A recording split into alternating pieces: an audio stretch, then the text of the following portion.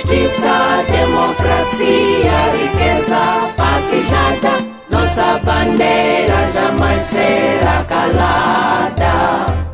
Combatidos fomos antes de existir, mas nada detém quem nasceu para servir. A pátria é o solo, o povo é razão. Somos da história a renovação. Ana Mola, esperança e verdade do povo. És luz e liberdade, justiça, democracia, riqueza partilhada. Nossa bandeira jamais será calada. Ana Mola, esperança e verdade do povo. És luz e liberdade, justiça, democracia, riqueza partilhada. Nossa bandeira jamais será calada. Do sangue sofrido brotou a semente, um futuro justo, mais digno e valente. Com as mãos erguidas, unidos seremos, por paz e justiça sempre lutaremos. Ana Mola, esperança e verdade do povo. És luz e liberdade, justiça, democracia, riqueza partilhada. Nossa bandeira jamais será calada. Ana Mola, esperança e verdade do povo. És luz e liberdade, justiça, democracia, riqueza partilhada. Nossa bandeira jamais será calada. Uma forte salva de palmas.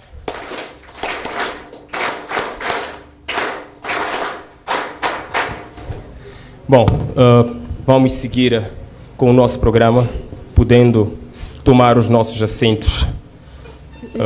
Antes do Informe à Nação, Sua Excelência Presidente do Partido, uma miúda muito talentosa que gostava de mostrar um retrato sobre a realidade da África, no qual ela explica a divisão, não é, forçada entre os negros e brancos, entre os ricos e os pobres. E ela traz este retrato justamente para poder explicar não só ao Presidente do Povo, mas a todos que nos acompanham a partir desta sala e das diversas plataformas de que a nossa sala dispõe.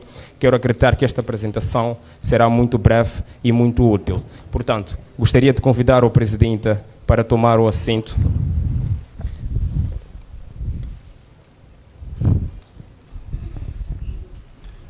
Vamos convidar Fênix. A menina Beise, por favor. Vou pedir 2 elementos do protocolo para nos ajudarem com o cartaz.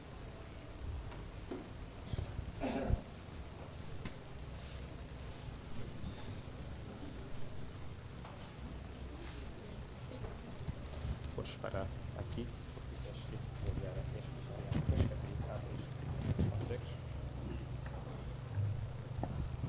Apenas não, ela vai explicar. Ana Mola.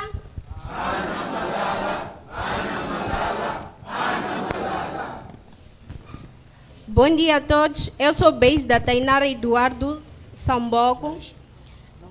Trago comigo uma obra feita por mim que resume a história da África. Primeiro, temos o continente africano representado por essa mulher.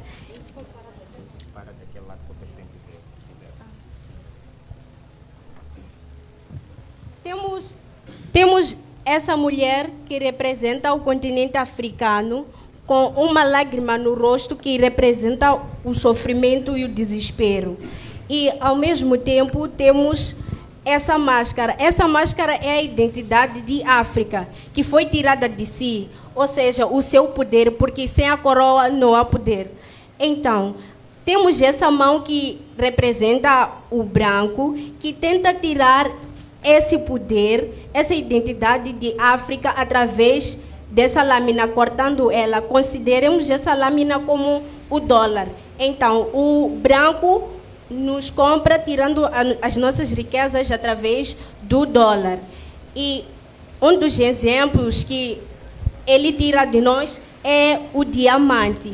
E, ao mesmo tempo, temos alguns líderes, como o presidente Venâncio Mondlane, que tenta trazer essa identidade, esse poder de volta à África, através dessa agulha voltando para si. E temos um mapa que está pintado de preto para representar o luto daqueles que morreram tentando trazer essa identidade e esse poder de volta. E temos o derramamento de sangue daqueles que morreram. Muito obrigada pela vossa atenção.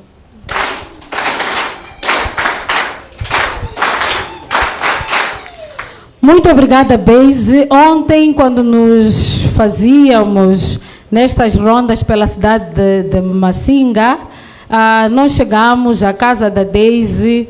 Eu e o Abdul Nariz podemos confirmar que esta obra é da autoria da menina Beise, porque ela estava lá a rabiscar e nos apresentou um bocadinho. Nós dissemos, não queríamos ouvir tudo. Amanhã vai nos apresentar e apresentar igualmente ao presidente do povo. Presidente, tenha bondade, por favor. O tempo é todo seu.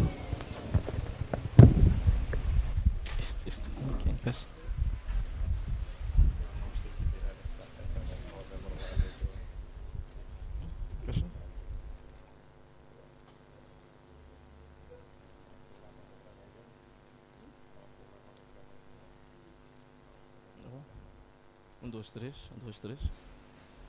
Um, dois, três. Um, dois, três.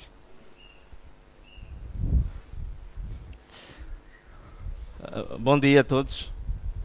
Bom dia. A produção consegue...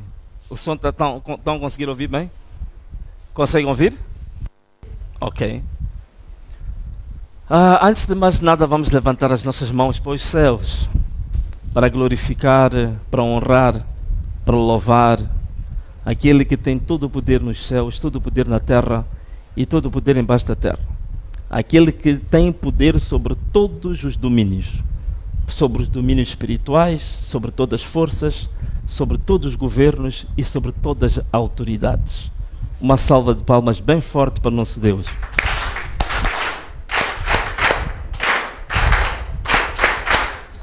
Ok, então, com Ana Mola.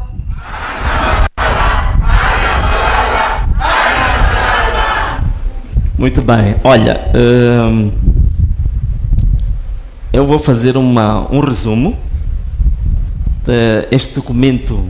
Nós escrevemos este documento nos últimos 4 ou 5 dias, um documento um pouco longo, tem mais de 70, 80 páginas, mas não vale a pena estar a ler 70 páginas aqui, não é? Mas o documento depois será, penso que até amanhã, vai ser distribuído para toda a gente ver, ler e estudar o documento. O que eu vou tentar fazer aqui alguns apanhados das coisas que depois vêm mais bem desenvolvidas nesse documento. Bom, primeiro o que eu queria aqui partilhar convosco. Este ano, 2025, como toda a gente sabe, é o chamado Jubileu da Independência, não é? 50 anos da independência de Moçambique. Acho que toda a gente sabe disso, não é? E se estamos em 2025 a comemorar os 50 anos de independência, acho que faz todo sentido, antes de nós analisarmos o que foi o ano 2025 em termos políticos, em termos econômicos, em termos sociais, vale a pena analisarmos os 50 anos de independência. Estão de acordo ou não estão? Primeira coisa que eu queria aqui partilhar convosco é que em 50 anos é possível fazer um país se erguer, fazer um país prosperar, mas também é possível fazer um país se enterrar, fazer um país se desgraçar. Vocês estão de acordo ou não estão? Então, 50 anos passaram, o que aconteceu com um país que se chama Moçambique? O dado mais importante para todos nós e termos uma linguagem que todo mundo vai perceber é entendermos hoje quantas pessoas em Moçambique, dos cerca de 33 ou 34 milhões, conseguem ter uma vida digna, mínimo. Vida digna mínima o quê? Você acordar, conseguir ter as refeições, conseguir ter água, conseguir ter um teto, conseguir ter acesso à saúde. O que hoje em dia, quando a pessoa não tem essas condições, chama da incidência da pobreza, não é isso?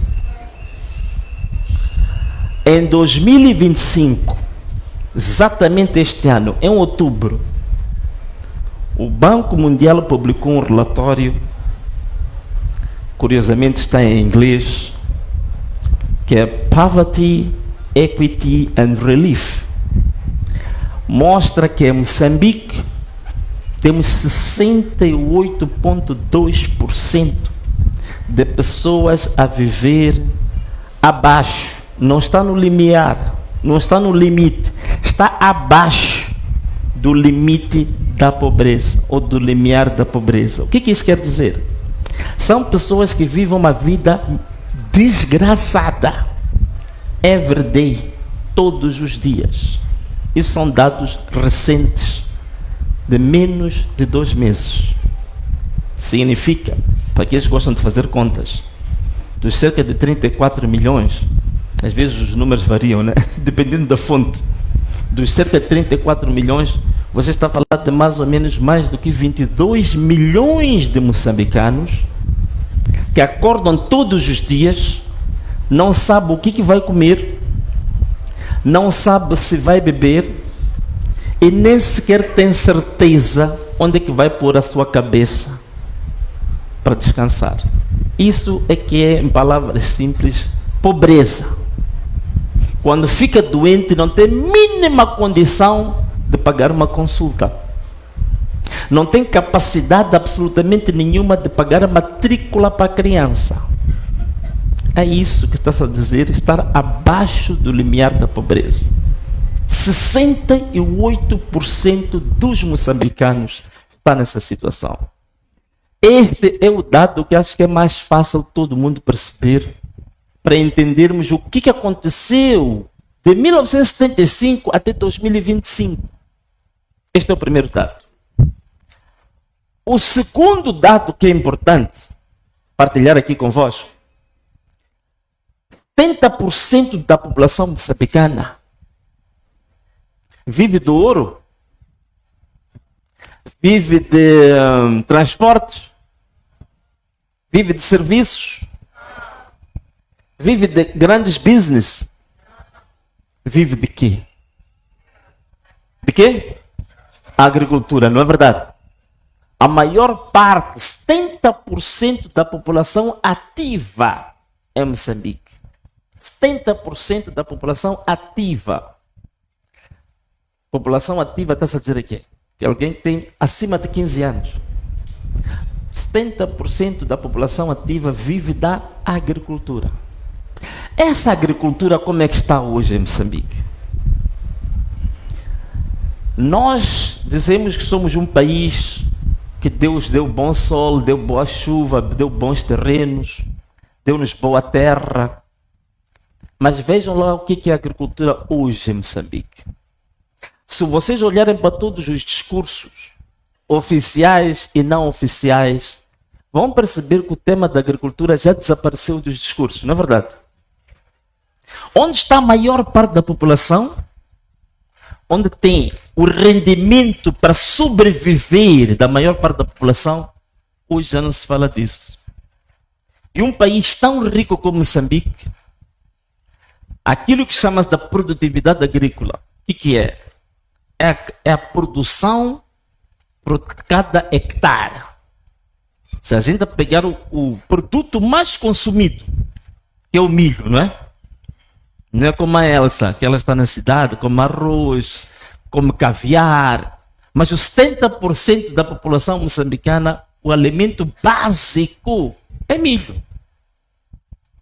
Em Moçambique, a produtividade do milho em Moçambique é de 1 tonelada por hectare. Na África do Sul, vocês vão entender por que estamos dependentes da África do Sul. São 5 toneladas por hectare. Na Ásia, China, são 7 toneladas por hectare. Estados Unidos, 11 toneladas por hectare. E mesmo assim, alguém foi aos Estados Unidos, disse que queria garantir a segurança alimentar dos Estados Unidos. Um país que produz 1 tonelada por hectare, aquele país produz 11 toneladas por hectare. Então, um atrapalhado chegou lá e disse: queremos garantir a segurança alimentar dos Estados Unidos. Bom, estou a dizer isto para a gente entender como é que está o setor da agricultura em Moçambique, não é? Nós temos cerca de 36 milhões de hectares disponíveis para fazer agricultura, terra arável. 36 milhões de hectares. Mas só se usa 20%. Temos 3,3 milhões de hectares que podem ser irrigados, podem ter irrigação. Só usamos 150 mil. Bom, há muito mais números aqui que eu posso partilhar convosco para mostrar o estado da agricultura. A gente hoje em dia fala de fertilizantes, a gente fala de adubos. Só 4% de todos que vivem da agricultura é que usam pesticidas. O resto é só aquilo que Deus vai dar. Se não der, não vive. Então, isto é que é o extrato do investimento que foi feito neste país ao longo de 50 anos. E a agricultura está assim. Para vocês entenderem por que o país, até hoje, com tanta terra, tanta água, não consegue produzir para se alimentar a si próprio. E quando a Assembleia da República aprova o orçamento para a área da agricultura, todos os anos o orçamento da agricultura está a baixar. Ok? Este aqui é o retrato de que a agricultura foi tornada ao longo de 50 anos. Indústria. Temos aqui muitos jovens que estão aqui, não é verdade? Um setor forte para dar emprego aos jovens é a área da indústria. Ok? A indústria normalmente emprega de forma massiva. Isto é, milhares, emprega muita gente ao mesmo tempo. Moçambique, em 1970, nos anos 70, era o maior produtor da castanha de caju do mundo. Vocês sabiam disso ou não sabiam? Produzia cerca de 200 mil toneladas por ano e processava 200 mil toneladas em 1970. Hoje, 2025, Moçambique só consegue processar 38 mil. E países como Guiné-Bissau, que seria mais ou menos como o distrito da Macinga, já está a produzir mais que Moçambique, Bangladesh e outros paísinhos. Destruímos a indústria de caju, que era uma das maiores fontes de emprego, de rendimento para a população moçambicana. Para não falar de outras coisas também que éramos grandes. Vocês sabiam que Moçambique produzia pneus que eram usados na Fórmula 1? Sabem o que é a Fórmula 1, né? aquela corrida de carros, né? Usavam-se pneus produzidos em Moçambique, de uma indústria que se chamava-se Mabor. Não é verdade? Faliram a Mabor. Sabiam que em Moçambique nós produzíamos geleiras, não é? Havia uma indústria chamada quê? Zuid. Faliram a Zuid. Nós produzíamos aqui pratos. Hoje, nem prato o país consegue produzir, um prato de vidro para o povo, para o próprio povo moçambicano. Nós fazíamos pratos, copos. Sabiam? Vocês, alguns mais velhos, conhecem essa indústria, a vidreira, não é verdade? Nós montávamos bicicletas aqui em Moçambique. Sabiam disso? Então, esta indústria toda foi escangalhada. Para vocês entenderem a razão por que hoje o desemprego é massivo. Hoje em dia, todos os anos, a taxa de crescimento de Moçambique, taxa de natalidade, é 2,5% ao ano. Significa que todos os anos 400 mil jovens atingem a idade de começar a trabalhar e não têm emprego. Então, começa a somar, por exemplo, nos últimos 10 anos, só 10 anos, 2015 para cá, soma 450 mil, 450 mil, 450 mil, 450 mil, para você entender quantos desempregados foram criados em Moçambique só nos últimos 10 anos. 4 milhões e 500 jovens no desemprego nos últimos 10 anos. Escangalharam toda a indústria. Toda a indústria está escangalhada. Ainda escangalharam a agricultura. Então estão a ver o exército de pessoas que todos os anos entra para o desespero. Jovens com força, com inteligência. Então, este é o cenário que tornaram este país. Não é? E depois outro tipo de serviços. Serviços de saúde. Toda a gente aqui acompanha o que acontece com o setor da saúde, né? O setor da saúde, há 10 anos, do orçamento geral do Estado, tinha cerca de 15% do orçamento geral do Estado. Hoje, já era pouco 15%, hoje está apenas com 8% do orçamento geral do Estado. Então não há investimento nenhum na saúde.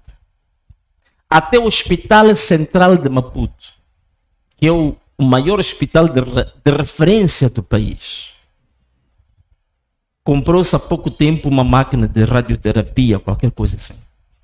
Está de uma em uma semana avariada. Viram o ministro da Saúde que foi para a Beira? Quem é da Beira está aqui? O ministro da Saúde foi para a Beira fazer uma cirurgia, né? Uma operação, né? Viram isso, né? Sabe o que aconteceu naquele dia? As coisas que a gente não vê à frente, andam atrás das câmaras. Foi preciso fazer testes de radioterapia. Sabe o que aconteceu? O ministro da Saúde, antes de operar o doente, mandou o doente ir para um hospital privado fazer os exames para ele, como ministro do país, operar o doente. Estão a perceber isto? Mas o que foi mostrado ao povo que é um bom ministro, é um bonzinho, está ali a operar o doente. Mas os exames para fazer aquela operação foram feitos num hospital privado. Para vocês verem até que nível é que estão a enterrar o próprio setor, o Sistema Nacional de Saúde. Chegamos a esse ponto. E ainda podemos falar ainda mais. O próprio ministro da Saúde, há pouco tempo, envolveu-se numa polêmica. Tem lá uma empresa que prestou serviços à saúde e ganhou 2 milhões de dólares. Vocês sabiam disso? O processo está na Procuradoria. A fazer o quê? A dar braçadas na piscina. Ainda não saiu para fora. Então, este é o nível de saúde que nós temos. Este é o investimento, é aquilo que estão a tornar a nossa saúde aqui. Não é? Então, o que nós temos de fato hoje? Nós temos uma governação basicamente com extrema corrupção, e como se não bastasse da extrema corrupção, péssima governação e um governo extremamente violento. Um governo que se mantém no poder, como toda a gente sabe, a partir de eleições fraudulentas. A partir de 1994, que tivemos as primeiras eleições multipartidárias, que dizem que ocorreram bem, em 1999, todo mundo sabe que o presidente Afonso Dhlakama ganhou aquelas eleições e foi o primeiro teste de roubo verdadeiro que esta máquina fez. E de lá para cá, eles nunca pararam. Um governo que chega ao poder, ou um regime, um partido que chega ao poder, a partir do roubo sistemático, não tem capacidade de poder gerir com honestidade. Não é verdade? Então, roubou nas eleições, também vai roubar no governo, vai roubar os recursos públicos. É por isso que estão todos eles envolvidos. Estávamos a falar da agricultura. Estávamos a ouvir aí um anúncio, um comunicado, ou informação à nação, a dizer que tem que se governar pelo exemplo. Não viram isto? Um senhor que foi empurrado pela UIR e pelo Conselho Constitucional. Não viram isto? A dizer que temos que governar pelo exemplo. Estou aqui a dar exemplo de um ministro que está lá, da saúde, que abocanhou 2 milhões de dólares. A coisa está assim. O ministro da agricultura. Estamos a falar aqui há pouco da agricultura. Ainda arranjou um nome muito sofisticado para dar a tal empresa.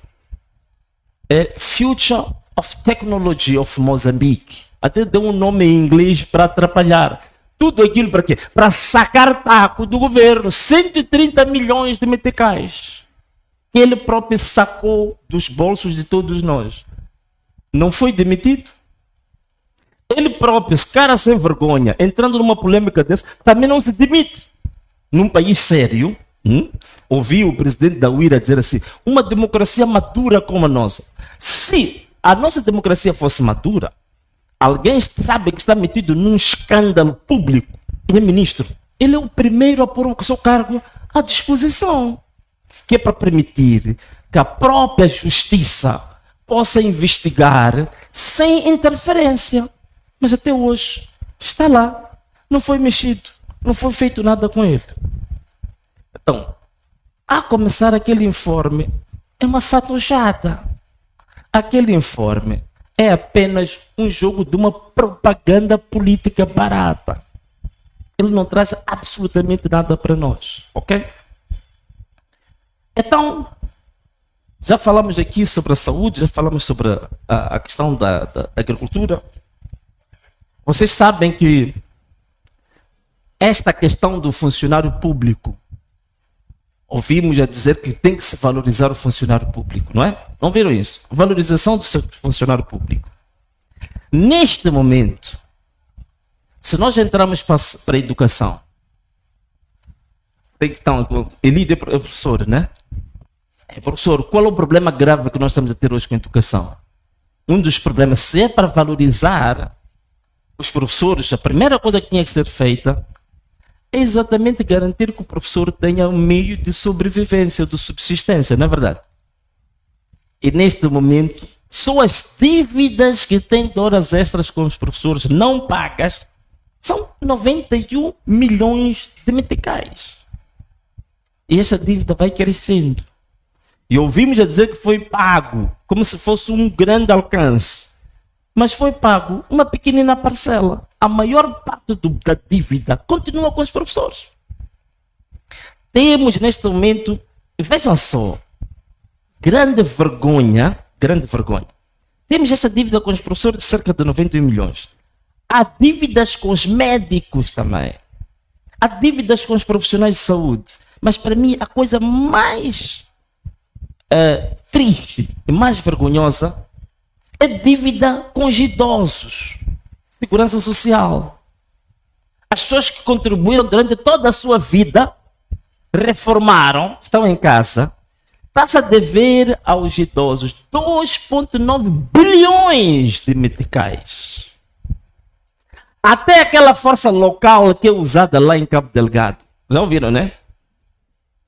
Depois eu às vezes fico um pouco admirado, porque dizem que eles são Naparamas, mas ao mesmo tempo dizem que o Venâncio é o boss dos Naparamas. Então, estão a ver, até a força local que está em Cabo Delgado estão em dívida com eles. 153 milhões de meticais estão a dever aqueles ali. Então, vocês estão a ver a bomba relógio, a bomba que esta gente está a criar.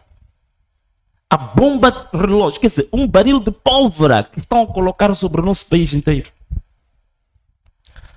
E depois, como se não bastasse, por outro lado, está a crescer o nível do crime organizado, não é verdade?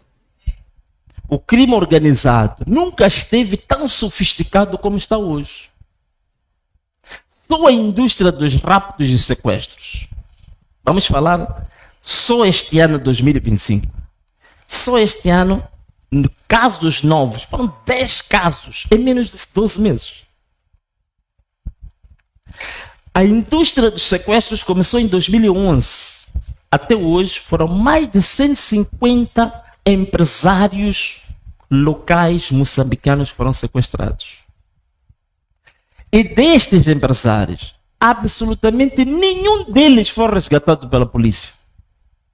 Todos que foram resgatados, ouvimos alguém dizer que foram resgatados 9. Aqueles que está-se a referir que foram resgatados, foram pagos os sequestradores e depois largaram. Não foi a polícia que os resgatou. Esta indústria dos raptos e dos sequestros, segundo um estudo que eu estive a ler sobre isto, de 2011 até hoje, vocês não estão a imaginar o dinheiro que isso gera.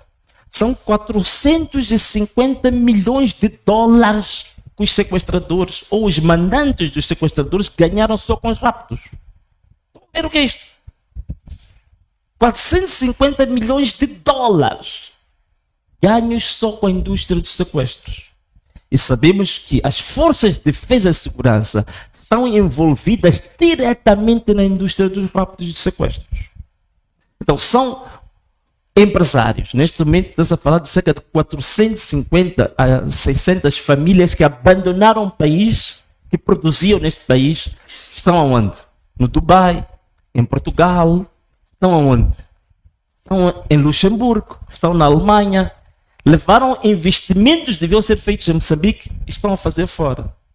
O caso mais engraçado que eu já vi é de uma empresa que chama-se Socimplex, que está exatamente em Maputo, na Avenida 24, estava na 24 de Julho. Esse senhor chama-se Carlos Camordino.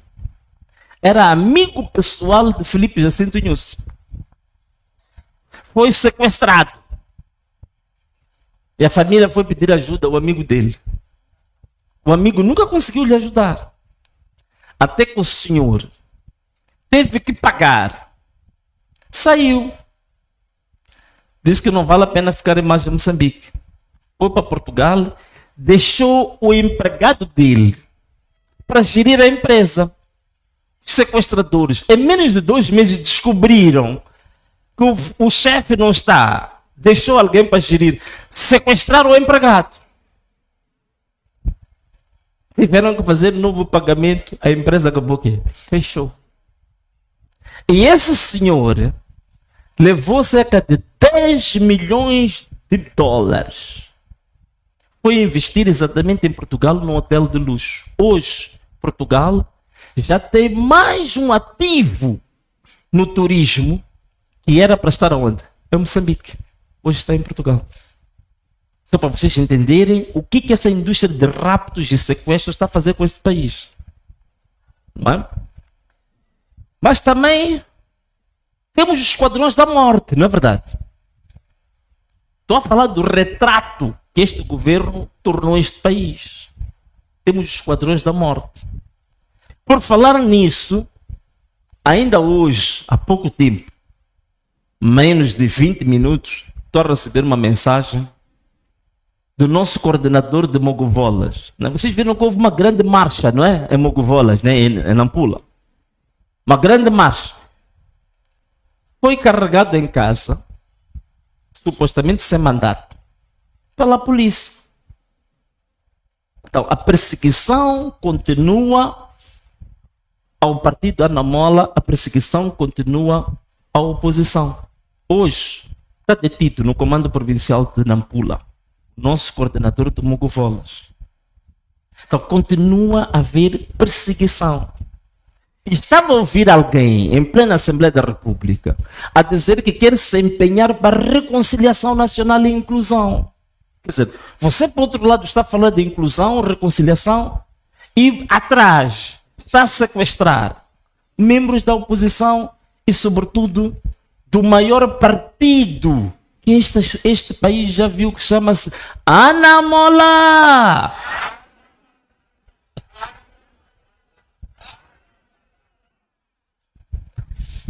Estamos tristes porque o nosso irmão está detido, não é? Mas vamos desistir por causa disso?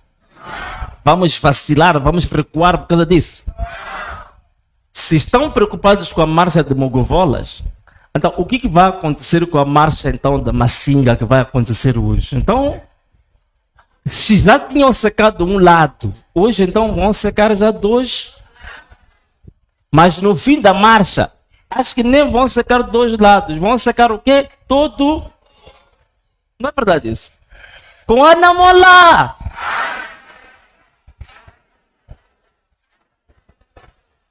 Esta é a cruz que nós temos que carregar, meus irmãos. Vamos tombar. Vamos ser detidos. Eu já sofri 4 atentados. Esta é a cruz que quem quer libertar um país, quer libertar um povo, tem que estar preparado. Estão a perceber? Então nós temos que estar firmes. Temos que fazer tudo o que estiver ao nosso alcance. Já pedi ao gabinete jurídico do partido e ao Conselho Nacional de Jurisdição, que é para tratar esse caso de Nampula. Mas politicamente temos que estar firmes. Politicamente temos que estar preparados para desafios, preparados para sermos perseguidos. Alguns vão tombar, mas a luta vai parar. Vamos recuar? Vamos desistir? Vamos atirar a toalha ao chão? Não. Então, caros amigos, estava aqui a falar de algumas coisas. Tráfico de drogas. Hoje, Moçambique. Bom, isto parece que desligou-se. Estou, não sei, veja lá. Isto desligou-se, pode dar um jeitinho. A não ser que vocês me arranjem uma coisa só para prender os papéis aqui. Ou talvez essa água aí, né? Essa aguita que está aí, isso pode ajudar. Tá bom, ok. Dá jeito. Então estão a ver, temos o tráfico de drogas em Moçambique. Hoje, Moçambique virou um país famoso no mundo por ter um dos maiores corredores de droga do mundo. Vocês sabiam, né? Esta costa que vocês estão a ver aqui, que passa por Inhambane, está a cerca de 3.000 quilômetros de costa, é conhecido no mundo, na literatura sobre droga, como The Heroin Coast. Sabe o que isso quer dizer? É a costa da heroína. Mas quem domina esse tráfico da heroína na nossa costa? É exatamente este partido que se mantém com força das armas desde 1975, não é verdade? O antigo presidente da África do Sul, Thabo Mbeki, já ouviram falar dele? Ele tem um irmão que é um professor universitário, chama-se Molefe Sembeki. Esse senhor disse de forma categórica que há uma droga que é feita com heroína, que se mistura com suruma e outras drogas, chama-se nhaiope. Vocês conhecem? Está a ver? Aquele ali conhece bem. Domina. Está a ver? Respondeu logo sim. Essa droga, vocês sabem que na África do Sul está a matar muitos jovens. Aquilo não tem volta. Você começou a consumir, fica a saber que a morte já marcou audiência contigo. É uma questão de tempo. Aquilo não tem volta, é morte certa. Ele disse, Molefe Sembeki, que a droga nhaiope que está a entrar na África do Sul O principal fornecedor e promotor chama-se Partido Frelimo de Moçambique. Disse isso em plena televisão. E o Partido Frelimo nunca desmentiu. Significa que a carapuça o quê? Serviu. Então é este país que esta gente está a transformar. Não se investe na agricultura, não se investe na saúde, não se investe na educação, não se investe na economia nacional, mas o investimento no crime, raptos, sequestros, drogas, prostituição, até prostituição infantil, tráfico de órgãos. Há um grande investimento nessas áreas, não é verdade? Então, o que nós temos agora é um país que está à deriva. Um país que anda à deriva. Ouvi agora, para vocês também se armarem agora, não se deixem enganar. Dizem que foi anunciado o maior investimento para Moçambique de todos os tempos. Não viram isso? Não ouviram o presidente da UIRA dizer isso? 75 o quê? Bilhões de dólares, não é? Alguns podem ficar um pouco assustados, dizer, meus amigos, desses 75 bilhões de... Quem tem máquina de calcular aqui? Prepara lá a sua máquina de calcular, quero mandar fazer umas contas agora. 75 bilhões de dólares, né? É o que estão a dizer? Ok. As viagens, agora quero vos pôr aqui só para vocês fazerem umas continhas, né? Deixa lá. Vocês sabem qual é que é a estrutura do governo atual de Moçambique? Ainda bem. Fiz aqui umas contas. O governo de Moçambique tem só de Secretaria de Estado 5. Conselheiros tem 6. Assessores tem 8. Ministros tem 19. Então tem 38 pessoas que trabalham com o presidente da UIR. E as 27 viagens que ele falou para o estrangeiro, sabe quanto é que custou ao todo? Faz as contas. Foram 450 milhões de meticais. Ontem o nosso gabinete de estudo estratégico estava a fazer contas. Eles nunca mostraram essas contas, mas nós descobrimos. São 450 milhões de meticais que eles gastaram a fazer aquelas viagens. Quanto é que dá isso aí, em dólares? Bom, se já fez, já fez. Se não fez, não fez. Ok. 7 milhões de dólares. Dizem que temos que 75 bilhões de dólares, né? Vocês perceberam bem o que são 75 bilhões? É um investimento que existe. É uma promessa de investimento, não é verdade? O governo do Catar prometeu 20 bilhões. Prometeu. Deu dinheiro a Moçambique? Não deu. A Itália prometeu 100 milhões. Portugal prometeu 500 milhões. E tantos outros.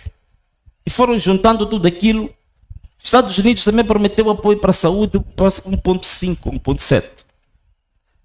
Juntaram tudo aquilo e dizem que o pacote de investimento que vai entrar em Moçambique são 75 bis. Até este momento, desde que essas promessas começaram, não entrou um único dólar em Moçambique. São promessas. Se você for a comparar os gastos da viagem, que dá esses 7 milhões de dólares, não é isso? E a entrada de dinheiro em dólares para a economia foi 0.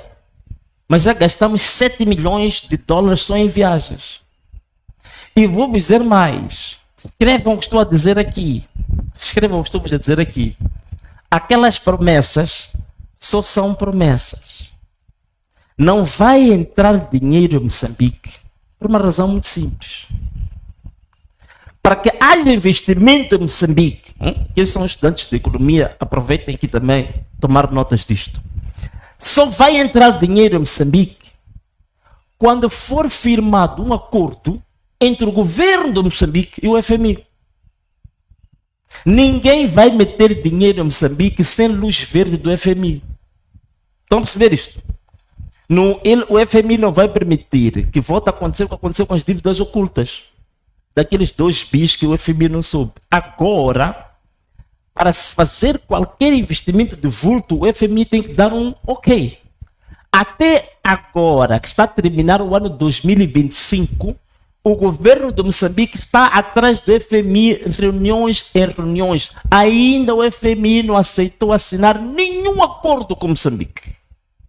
0. Por isso, enquanto não houver aquele acordo, nenhuma destas promessas estão aqui vai se executar. São bem enganados. E depois vou explicar porque que o FMI não quer assinar o acordo. O FMI não quer assinar o acordo com Moçambique por quê? Colocou condições. Quais são as condições que o FMI colocou? Primeiro, é por causa da taxa de câmbio. Quem já foi trocar dólares aí num cambista? Aí, no mercado negro? Não há problema, podem falar. Vou dizer que podem ficar comigo, mas vão me descobrir.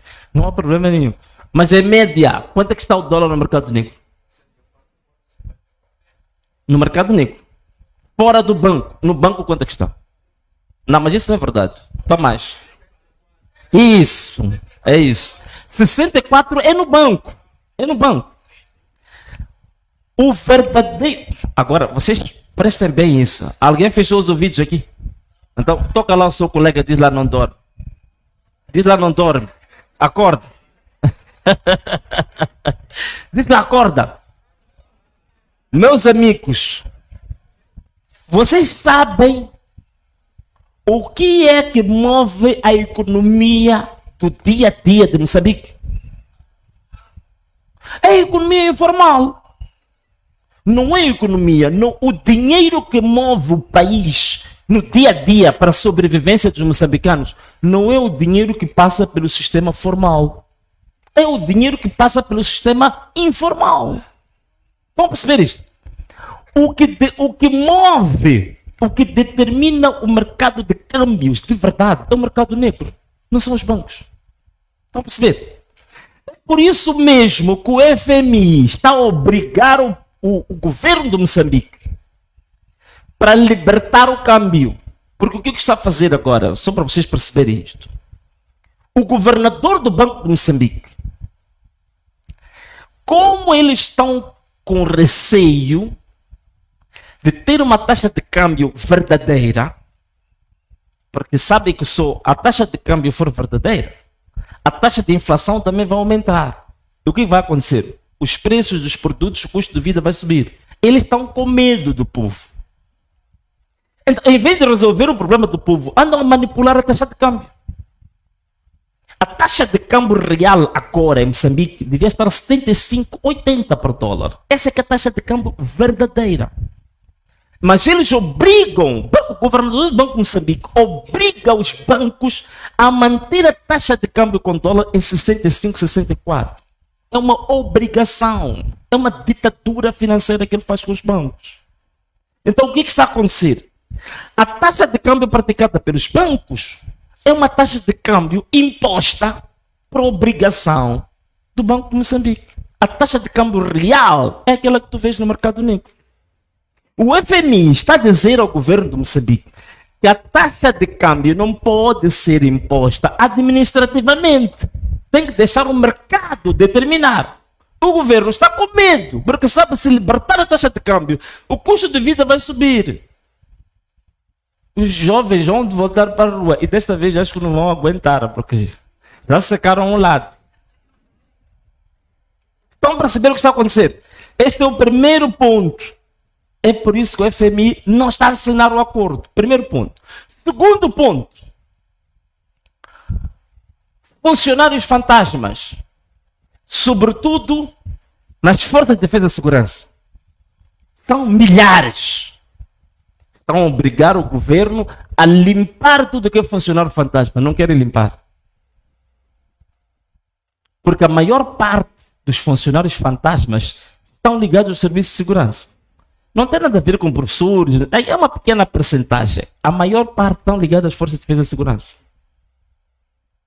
Tem gente que não existe no CIS. Tem gente que não existe no CERNIC. No Exército. Só no Exército foram descobertos 7 mil soldados fantasmas que não existem, mas estão na folha de salário das pessoas que estão no Cabo Delgado. Este é um ponto.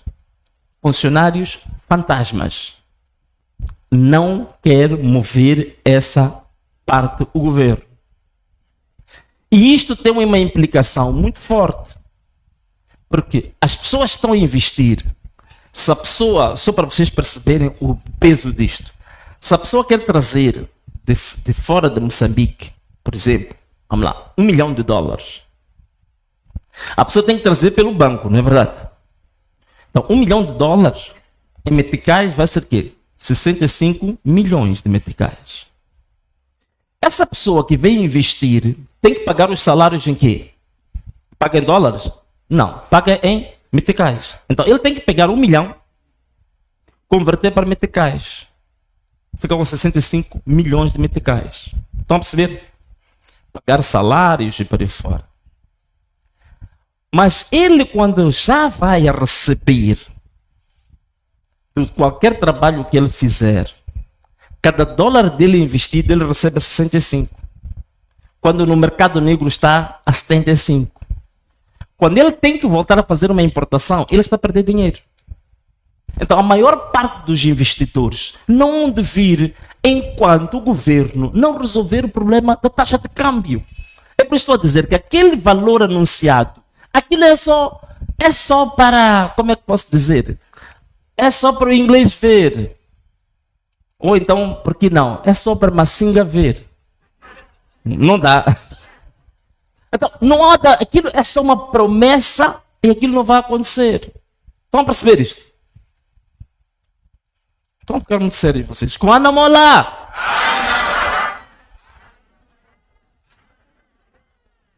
Então, é uma fantochada. Se formos a comparar o dinheiro que foi gasto com as viagens presidenciais, até hoje não tem retorno nenhum.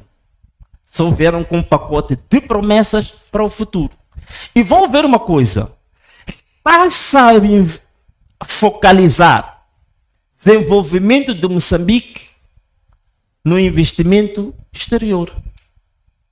Só em promessas que vêm de fora. Não está-se a pensar no desenvolvimento de Moçambique desenvolvendo capacidades internas do país. Não está-se a querer mudar a situação de Moçambique potenciando os empresários locais. Vejam só o que está acontecendo, por exemplo, só no setor privado da educação. Aprovaram uma nova lei do IVA que foram taxar na educação escolas privadas 5% de IVA para escolas privadas. O Sistema Nacional de Educação não consegue abarcar todas as crianças. Vocês sabem que todos os anos 1.300.000 crianças atingem a idade para ir para a escola primária, mas não tem vagas. Vocês sabem disso, não sabem? 1.300.000 todos os anos, porque o Sistema Nacional de Educação não tem capacidade. Então temos escolas comunitárias, temos escolas privadas que fazem mais ou menos o balanço. Em vez de deixar o privado na área de educação, que é para formar pessoas, para o país ser forte, vão lá, ainda foram colocar IVA lá na educação. Quer dizer, para criar mais dificuldades ainda para as escolas não poderem formar as crianças, não poderem formar os jovens moçambicanos. Vamos perceber isso. Quer dizer, você não tem capacidade de conseguir garantir educação para todos. Os privados vêm para ajudar o próprio Estado. E você põe impostos pesados sobre o Estado. Quer dizer, é como se você estivesse contra a formação da sua própria juventude, das suas próprias crianças. Só para vocês perceberem isto, como está acontecendo. A nossa população não tem capacidade de abrir uma conta bancária. Porque na conta bancária pedem declaração de rendimentos, pedem não sei o quê. O povo não consegue fazer isso. Então, as pessoas, a maior parte das pessoas que fazem transferências, fazem pelas contas digitais, né? M-Pesa, M-Mola, M-Cash. E agora também, não satisfeitos em um povo estar a desarrascar, a pandar, foram colocar IVA também sobre as transações do próprio povo. Quer dizer, parece que é um governo que está contra, onde o povo tenta arranjar um furo, vai para lá dificultar a vida do próprio povo. Vamos perceber isto? Então, ao invés de investirmos hoje para crescer o nosso empresariado, baixar os impostos dos empresários, para eles poderem conseguir ter rendimentos, pagar salários, pôr as empresas a produzir, há uma carga fiscal muito grande sobre eles, há chantagens sobre eles. Hoje, se você for a ver, os ministérios hoje praticamente já estão inúteis. O Ministério das Obras Públicas, vocês estão a ver que vocês nunca ouviram falar dos ministros? Ou um ou dois é que são falados, né? Mas o resto dos ministros estão apagados, já viram isso? Estão a ver que estão apagados. Por quê? Por causa deste dado que eu vos dei aqui. As secretarias do Estado que estão na presidência é que estão a gerir os negócios do Estado. Então, a função que devia ser dos ministérios, levaram todas as competências para o gabinete do presidente da UIR. Por exemplo, tem um gabinete lá que tem a ver com de projetos, estudos estratégicos. Então, todas as boladas que estavam ligadas ao Ministério das Obras Públicas são concentradas agora na própria presidência. Presidente da UIR, estás a ver que já te apanhei, já te descobri. Não,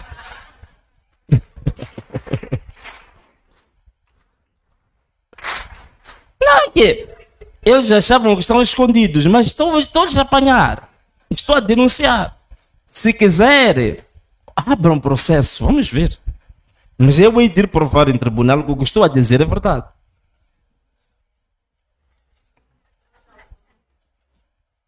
Então, é isto que está a acontecer hoje.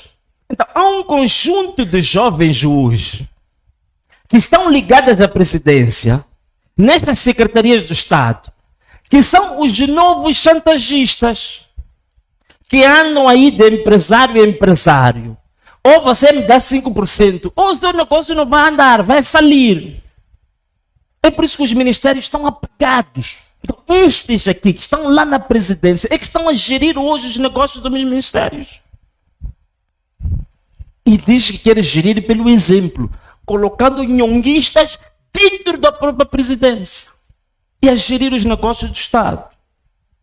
O próprio assessor que ele tem lá, ele tem um assessor ligado às telecomunicações. Foi PCA da LM.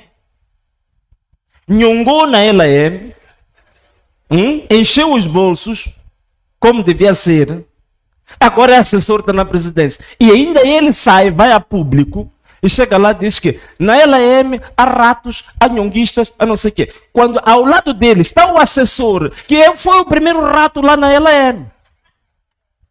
Vamos perceber isso?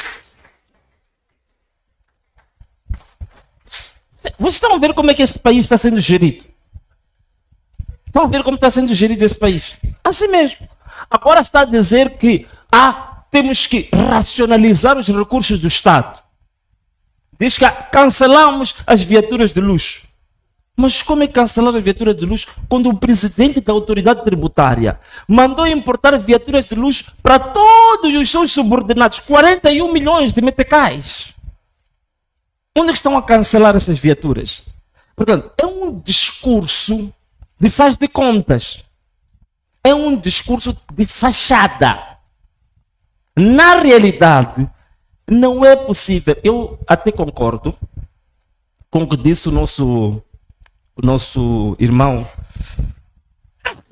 Perdão. Já saiu o nhonguista. Então...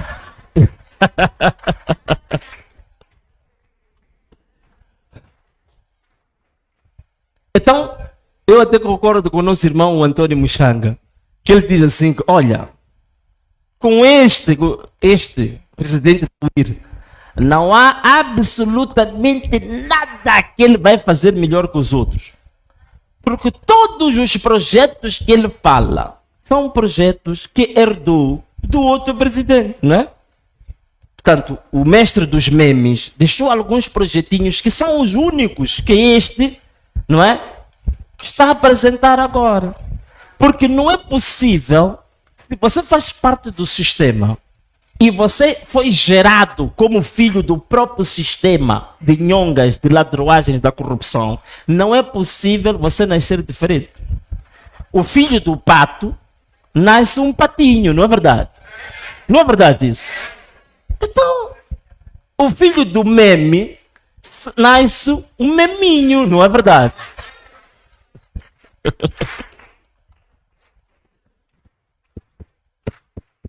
Guanamola!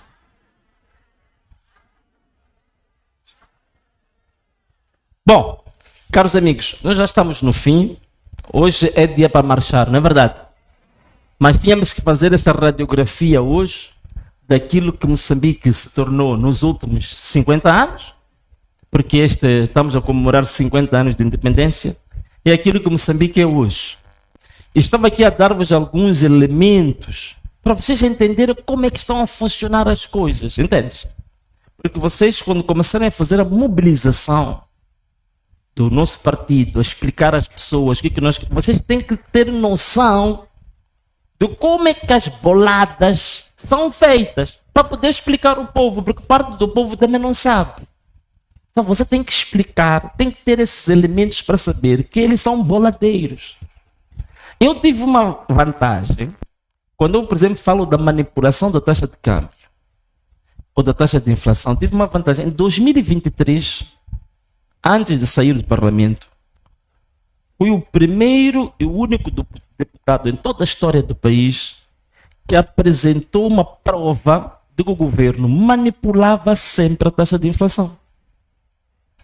E apresentei cálculos sobre isso. E fiz uma proposta na altura que era para o governo ir justificar a taxa de inflação que eles apresentaram em 2023 era falsa. Acredita até hoje. Se eu tivesse mentido, vocês imaginam, né? Já teria um processo por causa disso. Até hoje, nunca me abriram nenhum processo. Então, eles manipulam os números. Manipulam os números que apresentam em público. Não são números verdadeiros. E o dia que a taxa de inflação real for apresentada, for aplicada, vocês estão a imaginar a nossa vida como vai ser.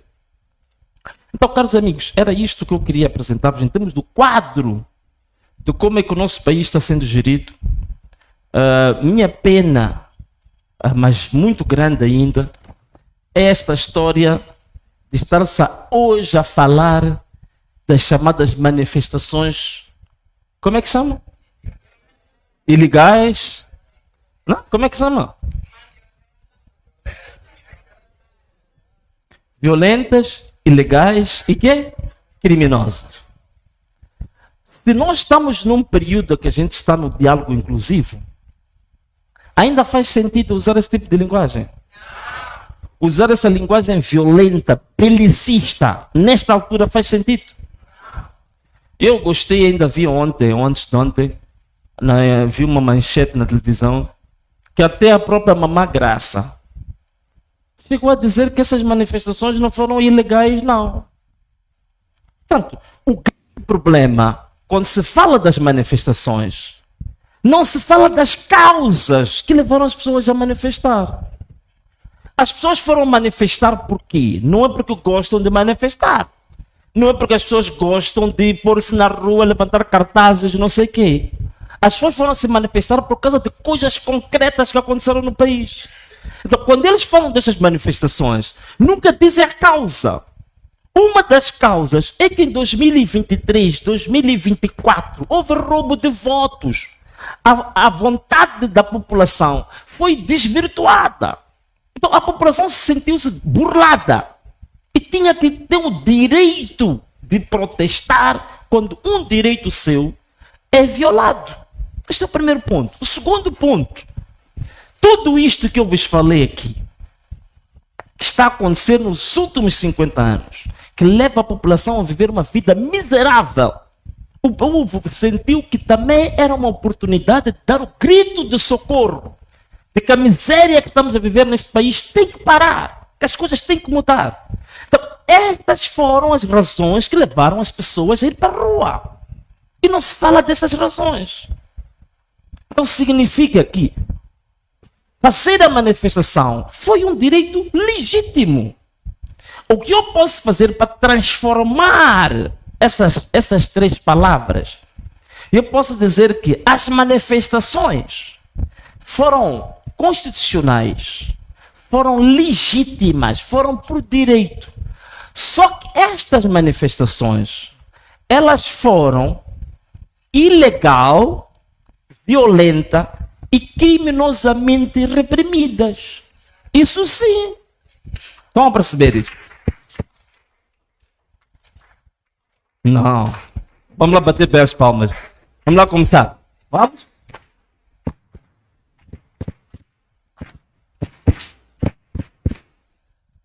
Então perceberam isto? É preciso ficar claro.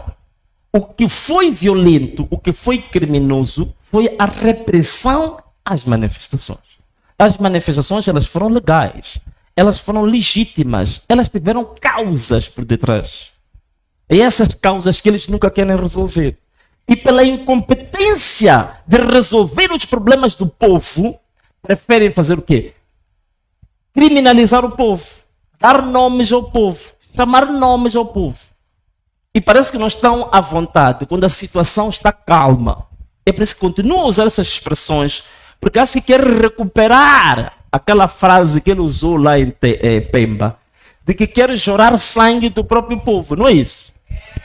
Só que eu queria avisar, desta vez, o sangue que há de chorar, acho que não é do povo, há de ser de quem quer fazer chorar. Ok?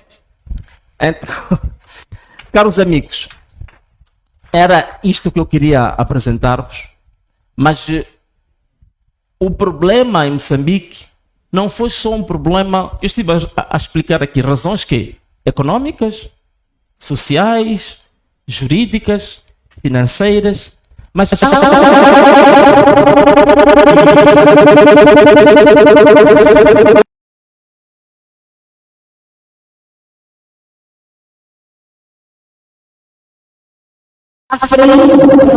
os roubos, essas coisas todas que fez ao longo destes 50 anos, fez uma coisa muito pior do que o roubo. Alguém sabe o que é?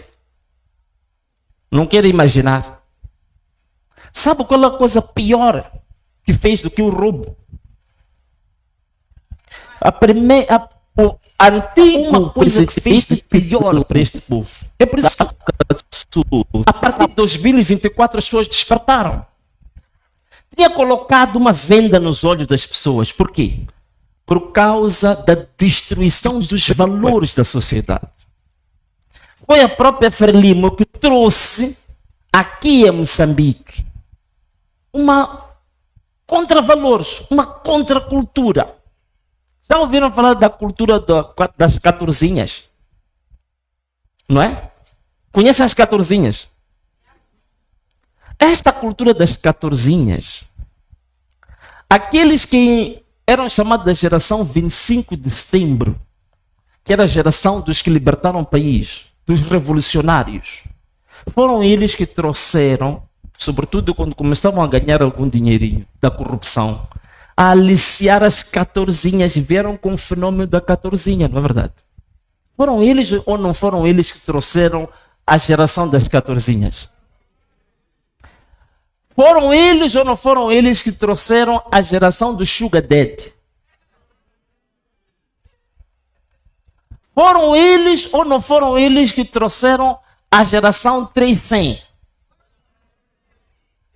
Foram eles ou não foram eles que trouxeram a geração Chivochongo? Foram eles ou não foram eles que trouxeram a geração nhonguista? Então, podemos dizer, Kona Mola!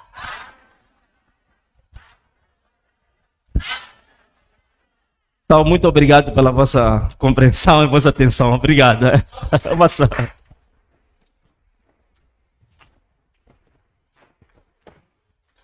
Ok, então assim